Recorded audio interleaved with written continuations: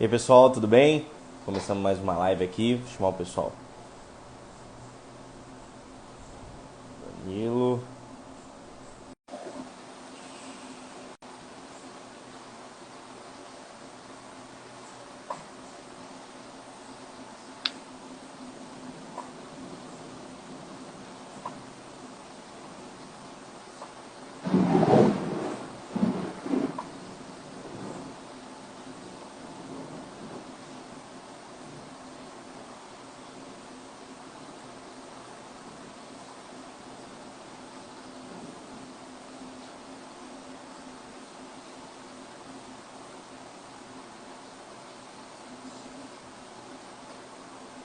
Pronto. Só aceitar aí, Danilo. Lucas também. Ó, o Lucas aí. Tudo bem? Tá me escutando bem aí? Tô sim. Já chamei o Danilo aqui e o pessoal da Alcan. Tá bom, fechou. Começou a chover aí também? Aqui tá com cara de que vai chover, viu? Tá feio o tempo, fechou. Que tá caindo no mundo, bicho. Ah, é?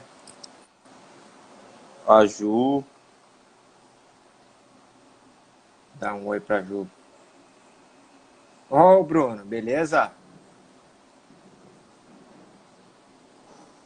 Tá chovendo, a Ju tá chovendo. E E aí, aí, Danilo? beleza? Tranquilo? Vou guardar o pessoal da Alcan.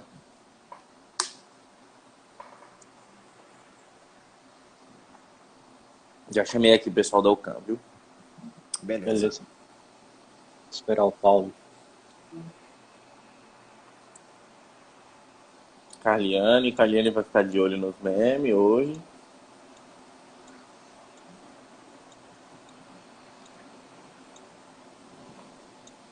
Será que ele tá online, pessoal? Eu acabei de falar com a pessoa que está É? intermediando, aí já avisei ela já. Perfeito, então.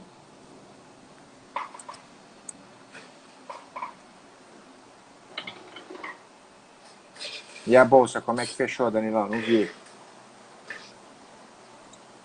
Cara, tava no 0 a 0. No 0 a 0 praticamente. Chegou aí Ah, até uns 118.200 e agora fechando aí em 117.400. de manhã tinha dado uma animada, né? Depois voltou de novo, né?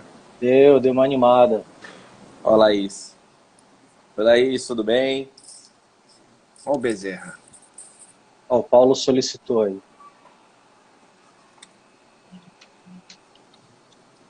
Mandei de novo aqui. Tô esperando. Será que ele tá no Instagram da Alcan mesmo? Sim, no Instagram da Ocam. Ah, eu tô chamando aqui. Não... Ela falou que ele solicitou aí. Sim, A sim. Ocam solicitou. Aí, ó. Pronto. Pronto. Deu certo? Deu certo. Tá escutando a gente, Paulo? Estou escutando. Vocês estão me Perfeito. ouvindo? Sim, sim. Eu não estou vendo a imagem só. Espera aí. Tá Tá, carregando um tá pouquinho, carregando. provavelmente. Tá, agora sim. Agora foi, né? Aí, foi. Show. Tudo bem? Boa Perfeito. noite, boa tarde. Boa Boa Boa tarde, tarde, tarde. tudo Paulo. certo, Paulo? Tudo bem? Joia. Primeiramente, obrigado Tô- aí por nos atender, né? E para a gente bater esse papo, conversar um pouquinho sobre o mercado. E vou apresentar a nossa casa aqui primeiro, aí depois eu passo a palavra para você, Paulo, para você falar um pouquinho, né, sobre a Alcan, sobre você. E aí a gente faz uma rodada aí de perguntas e respostas para você passar qual que é a visão da Alcan nesse cenário atual que a gente está vivendo. Tá bom? A gente é um escritório de investimentos baseado aqui em Santos, né, vinculado à XP. Esse Instagram que a gente está conversando aqui é o braço educacional, por onde a gente está fazendo procurando gerar conteúdo. A gente fazia bastante é, palestra, né, no nosso escritório. A gente tem um espaço ali que a gente trazia os investidores para dentro do nosso, né, do nosso escritório para a gente manter o contato, conversar, prospectar cliente. E agora com a pandemia realmente tá difícil. A gente está caminhando cada vez mais para esse mundo virtual e trazer as casas onde, né, os investidores estão acostumados a investir, né? A Alcan sempre é uma das nossas opções de investimento ali quando a gente está montando uma carteira. E é sempre importante ter esse papo próximo aí com os gestores, né? Então a gente está seguindo nessa linha.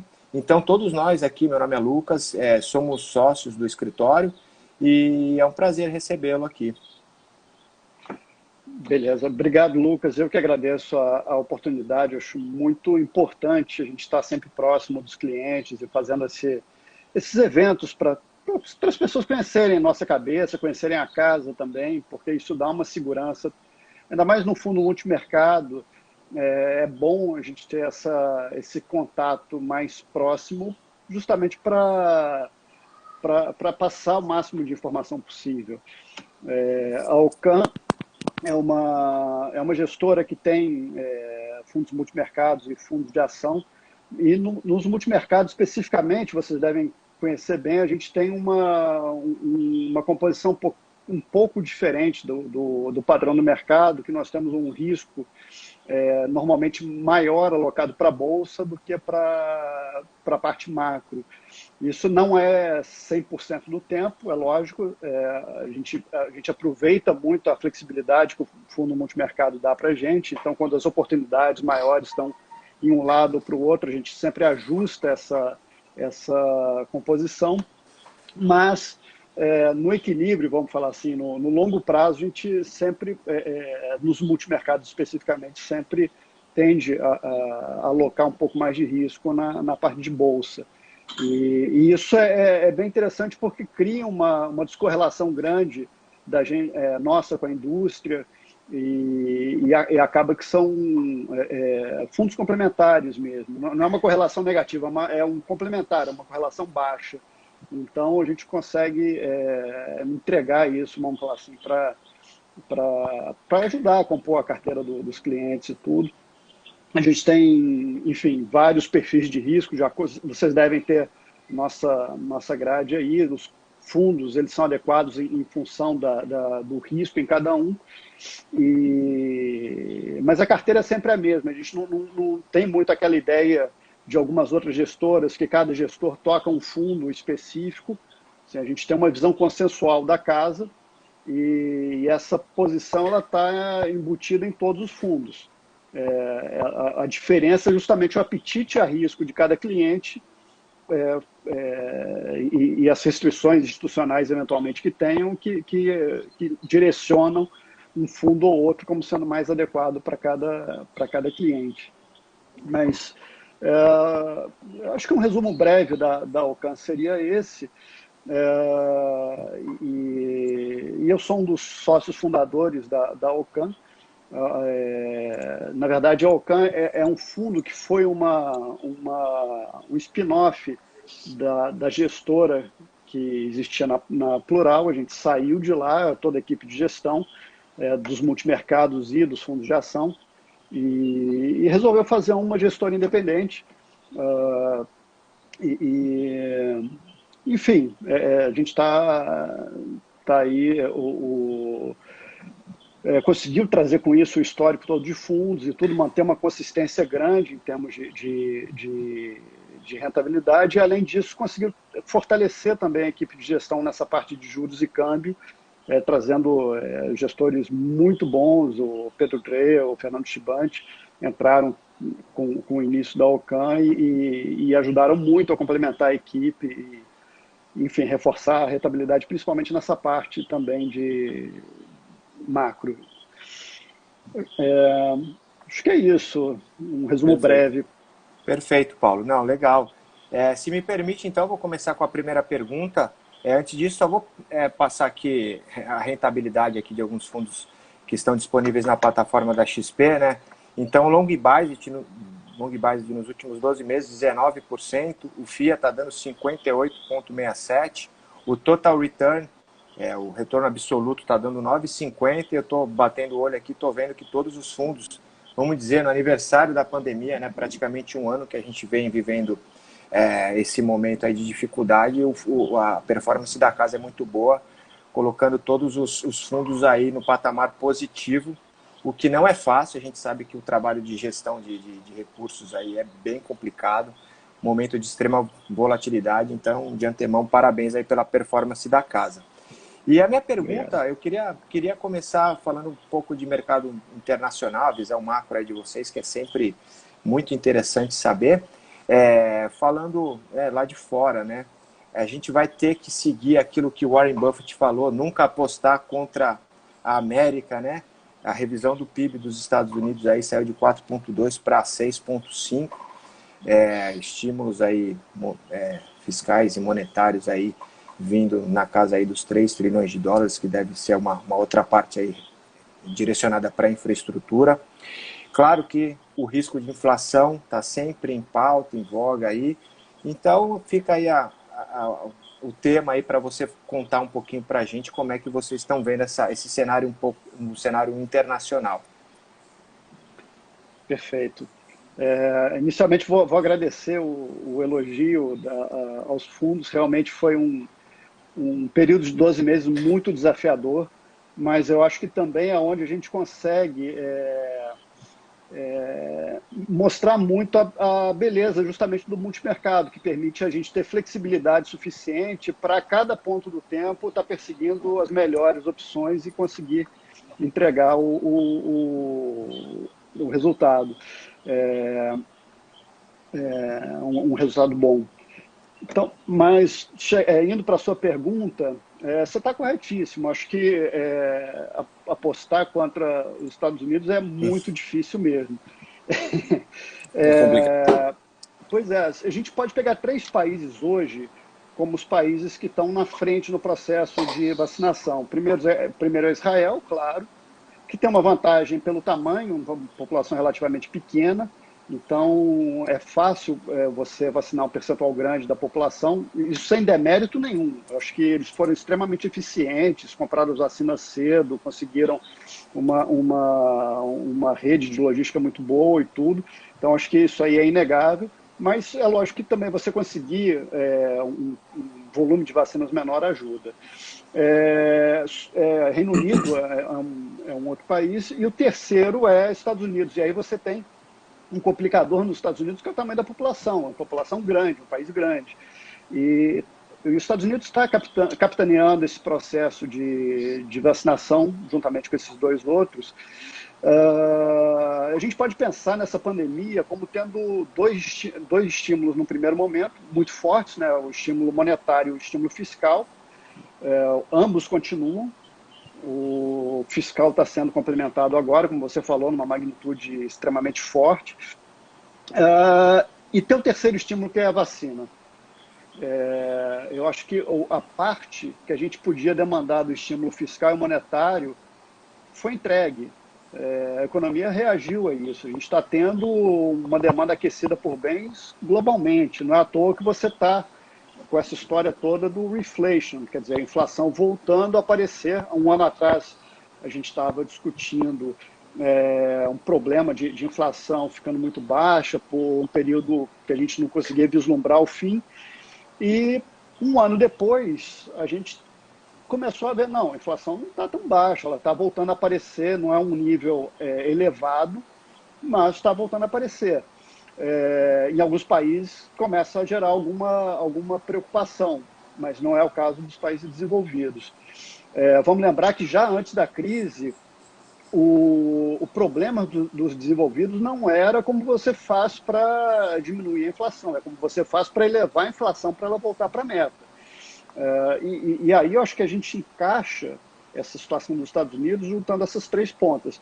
Primeiro, é um Banco Central que precisa gerar uma ancoragem numa meta, mas não porque ela está muito alta, porque ela foi baixa por muito tempo. Então ele precisa voltar, e o próprio Fed já tem falado, bom, por enquanto eu não estou pensando em subir juros.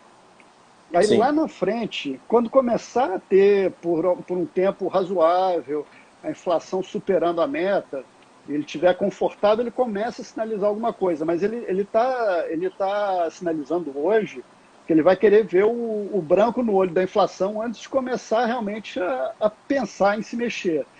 O que faz todo sentido pelo tipo de problema que ele tem. O fiscal, ele é um vetor auxiliar muito forte, se a gente pensa no tamanho dos estímulos que estão sendo dados ali. E a vacina, eu acho que ela complementa esse terceiro ponto, que é justamente a parte da economia que não vai se religar por causa de De estímulo crédito ou por nenhum. causa de cheque. Tem que ir para a Exatamente, a rua, pessoa né? tem A medo. pessoa na rua, né? A pessoa Consumo. está com medo. Então ela só vai para a rua, para o restaurante, para o hotel, vai pegar um avião, quando ela sentir segurança, que ela tem ela está relativamente blindada ali, o risco baixou. Na hora que acontecer isso, a gente vai começar a ver uma movimentação mais clara. Na verdade, hoje, isso na economia global. Nos Estados Unidos, a gente já começa a ver os sinais de volta de demanda. Se você pegar os indicadores de alta frequência, nesse tipo de serviço, ele já começou a dar sinais bem positivos. A gente precisa, lógico, da continuidade, tudo, da continuidade do processo de vacinação e acompanhando também. Essa pandemia deu muita humildade na gente, porque a gente não consegue fazer um call para daqui a 6 meses. A gente tem que ir olhando, está acontecendo isso aqui, está indo tudo bem, ou a gente precisa revisar a estratégia. Mas, vamos falar assim, o ambiente no futuro visível está parecendo promissor. Então, nos Estados Unidos especificamente, eu acho que está tudo alinhado para a gente ter uma recuperação forte mesmo. Eu acho que o risco lá, inclusive, pela quantidade de estímulos que a gente está tendo, é da economia surpreender para cima, não para baixo. E no momento que você não tem um problema real de inflação, a inflação deve subir e tudo, o que é até desejável dado o que o Banco Central lá quer fazer. Mas é um ambiente de continuidade de estímulos aí por um período razoavelmente grande. Você conversa Perfeito. com o pessoal que mora lá, né, com colegas que moram lá, eles já sentem que a própria economia tá voltando, você começa a ir nas lojas, você começa a fazer compras, supermercado. Então a sensação da população já é outra, né? Sim, sim. E eu acho que vai ser um crescimento mais equilibrado também, porque nesse último ano, nos últimos 12 meses, o que a gente viu foi uma demanda por bens muito forte. A gente vê que está faltando peça para carro no mundo inteiro. No momento que as pessoas estão com mobilidade restrita, né? Chama atenção o que está acontecendo agora. Então a gente vai ter um reequilíbrio, vamos falar assim, dos setores da economia. O formato dessa recuperação que a gente comenta é uma recuperação em K, onde teve um lado da economia que foi pujante, cresceu bem e tudo, gerou essa demanda por commodities, por matérias-primas, por insumos industriais, e um lado ligado a serviços que não conseguiu se apropriar disso por conta da pandemia. Essa foi a mais nova denominação da recuperação. Eu nunca tinha ouvido essa recuperação em K. Em K. Então, um setor foi para cada lado, né? Então, um conseguiu recuperar mais forte, o outro de serviços, né, que realmente precisa das pessoas na rua consumindo, está muito para trás, né? A gente só vai ver isso quando a gente tiver confiança, né? O consumo é muito ligado à confiança, né? Não tem como, e não só confiança em sair para as ruas, como confiança de que ela vai ter a renda para consumir, né? Também isso é importante, porque a perda de renda foi também bem drástica, principalmente nos países emergentes, né? Sem dúvida, sem dúvida. Mas o que a gente vê também nos países desenvolvidos especificamente, e aí pensando principalmente nos Estados Unidos, é que quando você fez esse estímulo de transferir dinheiro para as pessoas, você aumentou muito a poupança também. Então você tem ali um certo conforto de aumentar o nível de gastos quando você começar a ver o céu mais claro, né? As nuvens saindo, aí você consegue ter uma visibilidade e começar a aumentar um pouco mais o consumo. Ou seja, uma boa parte o que eu queria confirmar é boa parte das famílias, então, elas receberam alguma espécie de auxílio ou estão recebendo renda, mas não estão consumindo na mesma proporção, né? Então ainda tem uma reserva ali para quando as coisas melhorarem, ela ter esse capital para poder colocar no mercado aí e consumir, né? Então tem um contraponto aí. Né? Sim, sim. Tem uma poupança maior E tem uma outra coisa também que eu acho que é interessante, é que quando a gente pensa nas diferenças das duas pernas do K, é muito mais fácil você reabrir um serviço, reabrir um restaurante, reabrir um hotel, do que você reabrir uma indústria, né? Você fazer uma fábrica nova, principalmente uma com tecnologia mais alta. Então, a velocidade de recuperação desse estímulo, vamos falar assim, esse estímulo sanitário que é dado pela vacina, ele acaba também sendo relativamente rápido, mesmo que você tenha fechamento de algumas empresas. Então, eu acho que na parte externa, essa parte de serviços vai ter um desenvolvimento bom também agora nos próximos meses. E aí cada país vai ser um pouquinho diferente, dependendo da velocidade de vacinação, da efetividade. A gente tem várias vacinas que têm níveis diversos de eficiência. Aí cada país vai ter uma trajetória própria, de acordo com a evolução da vacina e da velocidade de vacinação das pessoas. Mas eu acho que, ao contrário do ano passado, onde a gente tinha uma incerteza muito grande, se a gente pensar nesse mesmo período do ano, a gente estava indo para o home office, a gente não sabia como é que ia funcionar. Será 1, 2, 5 meses? Era o escuro total, né? Escuro total, a gente não sabia se ia ter comida no supermercado, como é que ia ser essa questão de logística, tá todo mundo com medo. E olhar o que está acontecendo hoje, é um ambiente totalmente diferente, porque mesmo você estando numa parte ascendente da curva, você está vendo a vacina, você já sabe que as cadeias de suprimento estão funcionando, a economia aprendeu a funcionar nesse ambiente, o que é muito diferente do momento que a gente viveu no ano passado. Tanto que a Bolsa não sentiu tanto, né? Paulo, eu tenho uma pergunta emendando nesse crescimento dos Estados Unidos. Os Estados Unidos... Esse barulho foi um trovão aqui, tá, gente? Não reparem que fica um relâmpago aqui. Com esses 3, 4 tri que colocaram na economia, os Estados Unidos subindo, crescendo demais. Só que tem, por outro lado, tem em uma análise macro, a China também cresceu bastante, né? Nesses últimos tempos, a China ela vem se desempenhando absurdamente. Como que vocês, dentro do fundo ou dentro da casa de vocês, conseguem se beneficiar desse crescimento da China também, tanto em commodity ou tecnologia, alguma coisa nesse sentido? Sim. Bom, a China, eu acho que ela tem uma diferença. Ela foi andando ela teve momentos bem diferentes de crescimento, se a gente pensar de 20 anos para o período atual. Assim, basta lembrar que no Brasil a gente estava preocupado 10 anos, 15 anos atrás com a China destruir a nossa indústria têxtil. A China hoje está discutindo 5G com os Estados Unidos, então um outro... A discussão mudou completamente. Né? Tinha uma discussão entre os economistas muito grande se um ambiente de governo muito autoritário, intervindo na economia, se isso era um ambiente propício para gerar um ciclo de expansão de tecnologia, que você precisa do empreendimento, você precisa do capital de risco. E o fato é que eles fizeram as alterações necessárias ali e conseguiram. A gente gosta muito, principalmente na parte de bolsa, dessa parte de tecnologia. A gente tem alguns analistas especializados nisso e que ficam passando pente fino para a gente. Então tem esse lado de escolha de ações que são ligadas à tecnologia. Tem a parte do crescimento mais tradicional também, que a gente está sendo beneficiado agora por conta do ciclo de commodities que a gente está vendo.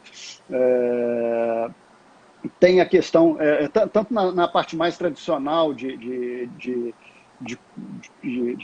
commodities, quanto também na parte das soft commodities, né, ligados a alimentos também. Você está tendo uma vertente também de mudança de padrão de criação de proteína animal na China, né? A gente teve a peste suína africana na China e o que aconteceu? Você dizimou uma parte grande do rebanho que existia ali. E a criação, que era fundo de quintal, ela subiu também um degrau e agora é uma criação Profissionalizado. mais profissionalizada, com ração. Então você precisa de grãos para alimentar os porcos. Então você deu todo um shift, vamos falar assim, na demanda por grãos também. Então você tem várias coisas acontecendo em pontos diferentes da cadeia, vamos pensar assim, de valor ali da China. Então a gente sempre acompanha esses movimentos justamente para tentar pegar o que tem de mais atraente ali, também avaliando sempre o que está já embutido no preço e tudo, mas a China ela tem esse destaque mesmo, ela conseguiu, de certa forma, se reinventar e mudar muito a discussão, ampliar muito o leque de possibilidades ali de crescimento. Perfeito.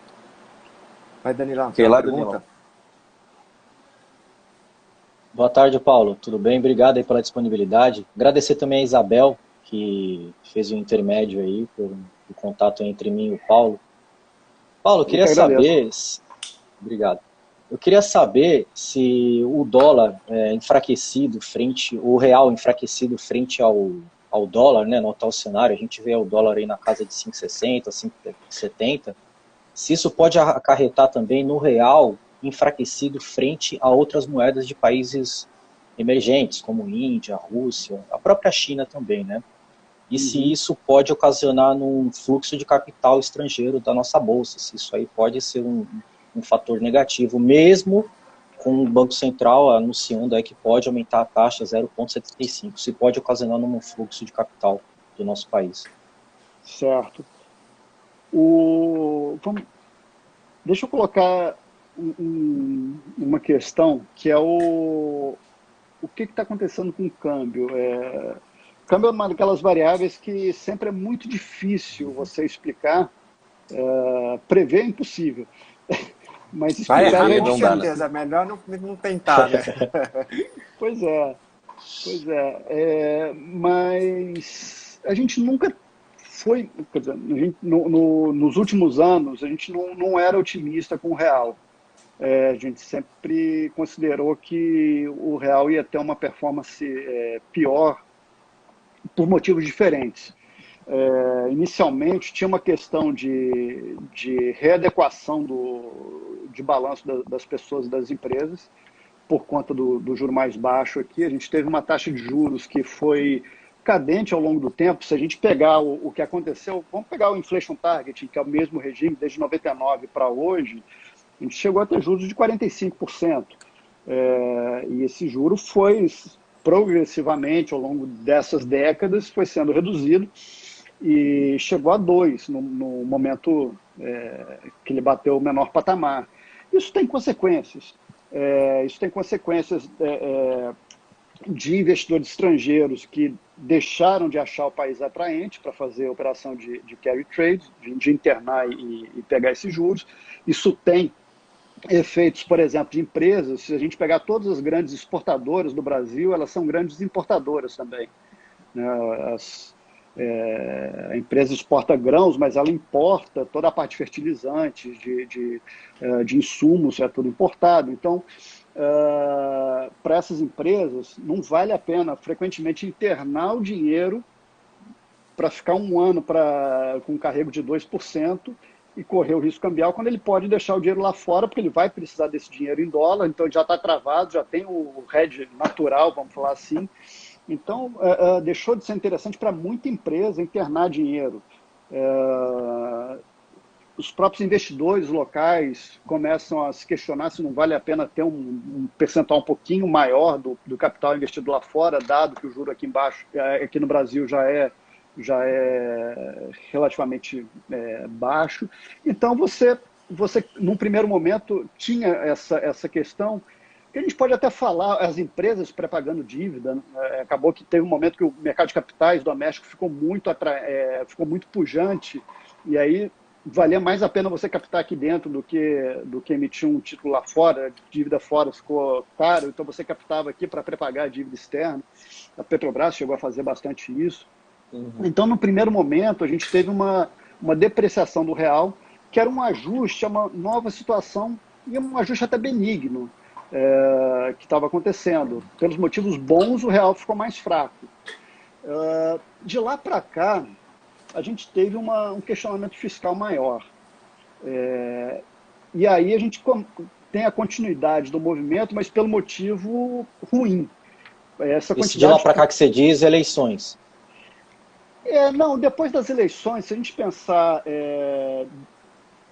vamos pensar principalmente depois da pandemia. O que a gente começou a ter? A gente começou a ter até a pandemia, a gente vinha numa agenda de reformas que a gente passou uma reforma da Previdência muito, muito boa, na minha opinião. Tinha uma perspectiva de discutir outras reformas ali no começo de 2020, e aí acontece a pandemia. Na hora que acontece a pandemia, a gente para tudo, começa a fazer os estímulos fiscais. É lógico que no momento como a gente estava tendo, você vai querer sempre errar para o lado de fazer mais estímulos. Você nunca vai querer fazer estímulos de menos, porque o risco fica assimétrico ali. É um dos momentos que talvez seja mais óbvia a necessidade do governo atuar. É um momento que os cidadãos estão extremamente expostos, não tem muito que eles fazerem, então o governo ali faz todo sentido ajudar as pessoas, transferir a renda de uma parte da sociedade para outra. Perfeito. Mas teve um momento no meio do ano passado que já ficou muito claro que os estímulos estavam excessivos, a transferência de renda que estava sendo feita era muito grande, a gente precisava de outras propostas para criar uma consolidação fiscal num prazo um pouco maior. E o fato é que essas outras reformas não vieram. Você foi acumulando uma série de gastos sem contrapartida nenhuma, nem no médio prazo.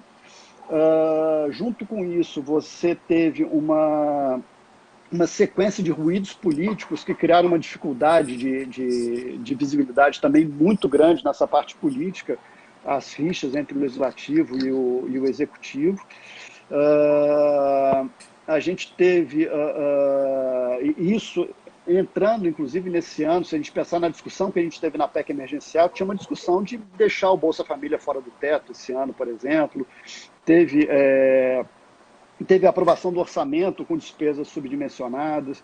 Então, tem todo um questionamento fiscal acontecendo de forma muito, muito clara.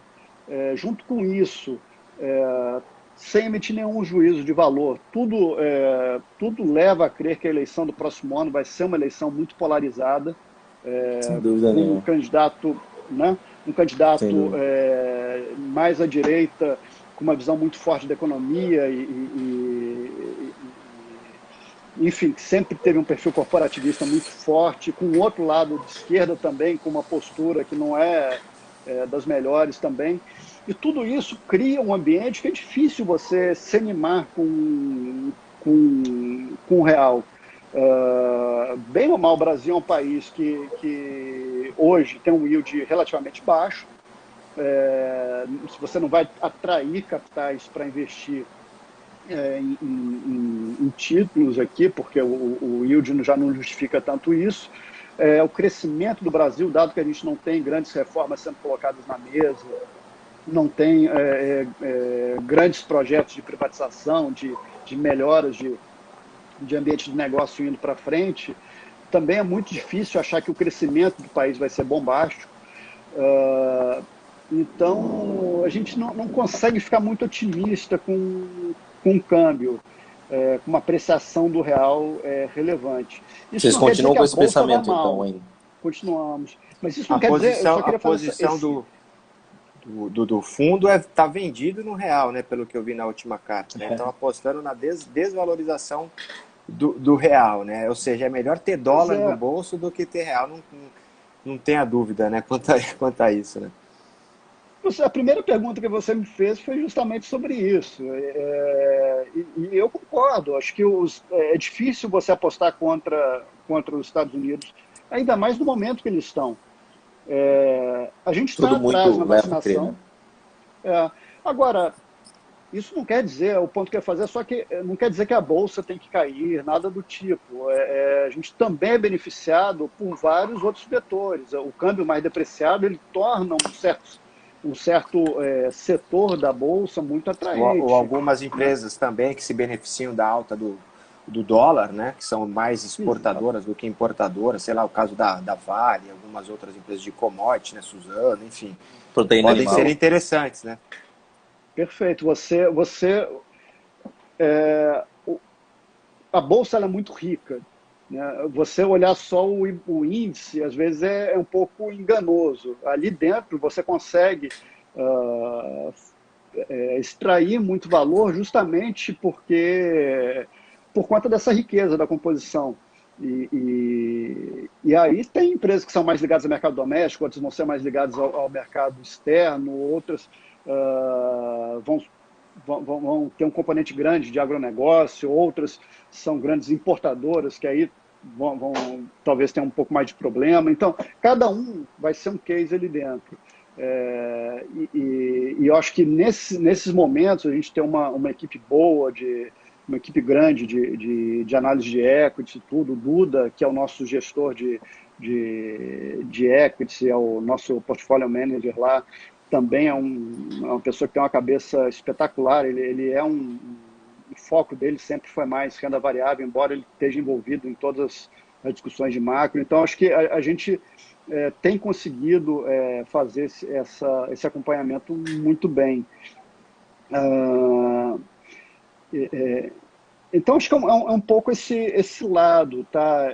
O real, a gente realmente não consegue ficar muito otimista. A gente pode até ter momentos onde você cria um certo otimismo local com o real, porque passou alguma reforma aqui, ou chegou num consenso em relação ao orçamento. Mas se a gente olhar, todo ponto que a gente está chegando na discussão é um ponto que a gente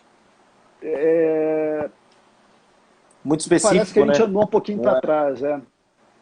Entendi. Deixa eu trazer a discussão aqui mais para Brasil especificamente, né? A gente passou pelo cenário internacional, falamos dos Estados Unidos, falamos de dólar. E aqui, o que a gente tem que fazer? A gente fala muito das reformas, né? Tributárias, administrativas, mas o negócio não anda, né? A política vai se arrastando aí ao longo do tempo e a gente não consegue engrenar. O que na sua visão, ou na visão da UCAM, precisa ser feito aí para a gente engrenar? Eu estou ouvindo a revisão do PIB brasileiro aqui, foi para 3,7, acho que o FMI aumentou a projeção em mais 0,1. Por inércia também, né? Parece até que é muito, né? A gente fala em 3,7, mas a gente vai sair de uma base já muito defasada de retração.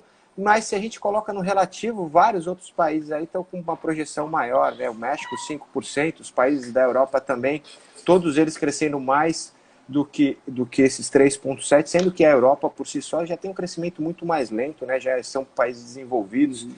E o que a gente tem que fazer além da reforma?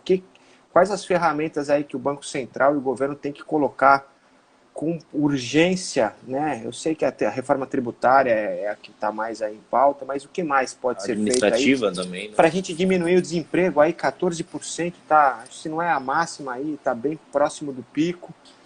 O que tem que ser feito aí na sua visão, Paulo? Difícil, né? Vamos Mas lá. Olha, eu vou te falar que essa nem é tão difícil. É difícil fazer. fazer, de falar. Saber o que fazer é fácil. Saber Né? é difícil executar. Pois Né? O Guedes provavelmente sabe o que precisa fazer, né?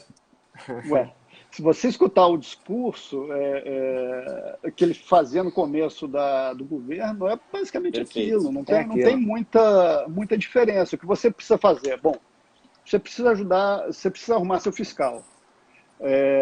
Para arrumar o fiscal, você não pode ficar só apagando incêndio, só consertando o orçamento desse ano, né, que é o que a gente está tendo que fazer agora. Mas também você não pode fazer só a reforma que vai ter resultado daqui a 4, 5 anos, que é o caso da administrativa. Hoje, a gente está numa situação que a gente precisa fazer reformas que deem frutos daqui a 4, 5 anos. A gente precisa de reformas mais intermediárias, que antes disso comecem a maturar, como foi o caso até da Previdência, que já começa a ter um um 15, efeito 20 anos, né? mais rápido. E vai ter um efeito crescente ao longo desse período, mas já começa a ter efeito mais próximo. E precisa apagar os incêndios. Isso aí, assim, se você não tiver o fiscal em pé, vai ser muito difícil a gente ter um crescimento no país. Então, assim, da parte de reformas, nessa parte fiscal, a que tem hoje na mesa é a administrativa. E ela não parece tão difícil de passar. É lógico que sempre tem uma resistência. É lógico que quando você pensa numa trajetória, numa tramitação de reformas pelo Congresso, é difícil imaginar que ela vai sair íntegra, provavelmente ela vai ser aguada ali ao longo da tramitação. Então, a gente vai sair com alguma coisa mais leve do que está sendo apresentado ali, que já é só para os novos, mas pelo menos você já começa a resolver o problema. Se isso tivesse sido feito há 4, 5, 6 anos atrás, hoje a gente já estava colhendo os frutos. Então a gente precisa fazer, mesmo tendo essa demora. Tem uma reforma que se comunica muito com a parte de atividade e tem o lado dela fiscal, que é a reforma tributária. Essa é muito mais difícil, porque a reforma tributária ela mexe com os incentivos da economia como um todo. A gente tem um setor de serviços no país que paga uma carga tributária relativamente menor, na média, do que a parte da indústria. Então, isso precisa ser equacionado de alguma forma. Tem um ou outro setor que paga muito imposto na parte de serviços, mas, na média, a indústria paga muito mais do que os serviços. Você tem muitos casos particulares, porque nossa estrutura tributária é tão difícil de ser compreendida que você precisa, para viabilizar vários setores, de você fazer coisas como simples, fazer o MEI, porque senão essas pessoas vão ficar na informalidade. Então é melhor você abrir mão de receita ali do que jogar esse cara para a informalidade. Isso precisa ser equacionado também numa reforma tributária boa. Tem a questão dos estados. Como é que você costura um acordo entre todos os estados, que todos estejam de acordo, para conseguir criar uma alíquota base única, pelo menos. Aí cada um vai poder mexer um pouquinho, mas você tem a base que é definida para todo mundo.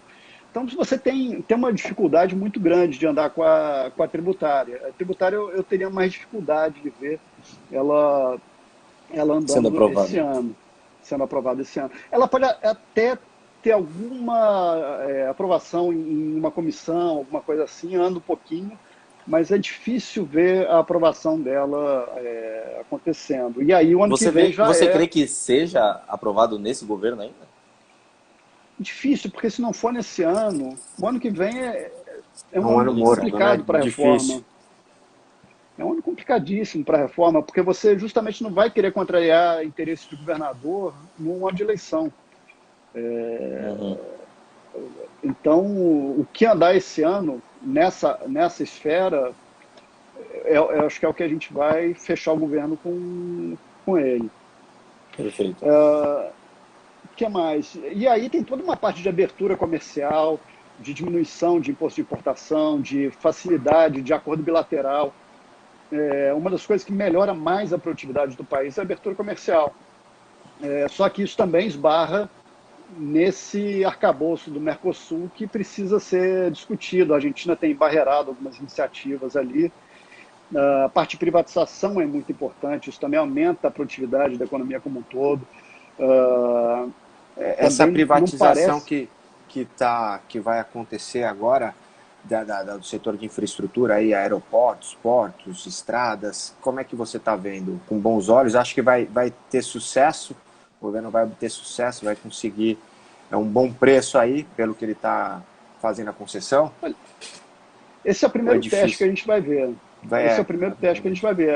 A equipe realmente é boa, eu não acho que eles fariam tanta propaganda do evento se não tivesse realmente uma perspectiva boa, mas é uma daquelas coisas que é difícil, porque justamente o momento é muito complicado, a gente está numa discussão política extremamente ruidosa. Como é que isso afeta o investidor, a disposição do investidor de fazer um Investir projeto Brasil, de longo prazo? Pois é. Então, não acho que seja sem risco, não. Mas tem que fazer. Esse tipo de coisa, aí são Tem que mais tirar do papel, né? Tem que tirar do papel e tem que começar. Começa devagar que seja, mas começa. E isso é uma coisa que ajuda muito no crescimento. Porque esse é um dos pontos de crítica aí também do Paulo Guedes, né? Que estava, quando ele começou o governo, um dos projetos principais aí era essa campanha aí de privatização, que ele não conseguiu, né? Teve a Eletrobras, que foi sondada, mas não foi para frente. Salim saiu também, né? Foi. E, enfim, isso a gente não viu andar e ele está sendo bem criticado, né? Por isso. Sim, sim. Essa parte decepcionou. Quando a gente pensa vamos pensar assim, no histórico do governo, né, o primeiro ano teve um esforço grande para passar a Previdência, e eu acho que ali tinha uma questão que era o seguinte: a Previdência não era a reforma suficiente para o país deslanchar. Mas se ela não tivesse passado, não tenham dúvidas que hoje o Brasil estaria numa situação muito pior. Assim, ela precisava passar, ela era necessária, ela não era suficiente. Só que teve um período de relação muito ruim do executivo com o legislativo no final de 2019, começo de 2020, quando esse período começou a melhorar um pouquinho, a gente teve a pandemia. E aí travou todas as reformas. A gente até passou recentemente algumas coisas que seriam interessantes, de marco regulatório, passou a autonomia do Banco Central, mas são reformas que esse tipo de reformas, você precisa passar um monte. Você vai passando, uma hora você tem um arcabouço melhor que permite um processo, um ganho de velocidade maior no processo. Mas nenhuma delas isoladamente vai ser um grande diferencial que vai permitir o país passar de 1% de crescimento para 2 ou 3%. Elas são um incrementais. Somatório, né? Não são reformas das game change, reformas né? principais, né? Exatamente. Não, perfeito. Perfeito. Ô Paulo, a gente está se Mas tem que passar, aí tem que passar, porque se elas não passam, aí que você não vai mesmo. Só que exatamente.